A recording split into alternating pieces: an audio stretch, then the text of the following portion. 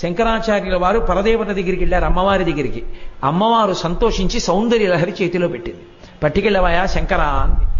అది 100 శ్లోకములు తాళపత్ర గ్రంథాన్ని పట్టుకుని శంకరాచార్యుల వారు కైలాసం నుంచి భూమండలానికి వస్తున్నారు. నందీశ్వరుడు చూశాడు. ఇన్నాళ్ళు సౌందర్య లహరి ఒక్క కైలాసంలోనే ఉండేది. ఇప్పుడు భూమి మీదకి వెళ్ళిపోతే కైలాసం గౌరవం తగ్గుతుంది. భూమి మీద కూడా సౌందర్య లహరి ఉందని, కాబట్టి ఇది దక్కడానికి వీల్లేదని 2 కొమ్ములతో పరిగెత్తుకొచ్చి శంకరాచార్యుల వారి చేతిలో ఉన్న పుస్తకంలోని తాళపత్ర గ్రంథాల్లో కొన్ని తాళపత్రాలు లాగేశాడు. మిగిలినవి శంకరుల చేతిలో ఉండిపోయాయి. 59 శ్లోకాలు ఉన్న తాళపత్రాలు వెళ్ళిపోయాయి, 41 ఉండిపోయాయి. శంకరుడు కించిత్ బాధపడ్డారు. అమ్మ ఇచ్చిన దాంట్లో కొంత భాగం పోయింది. అప్పుడు అశరీరవాణిగా అమ్మవారు పలికింది, శంకరా, నందీశ్వరుడి చేత ఎందుకు తీయించేశానో తెలుసా?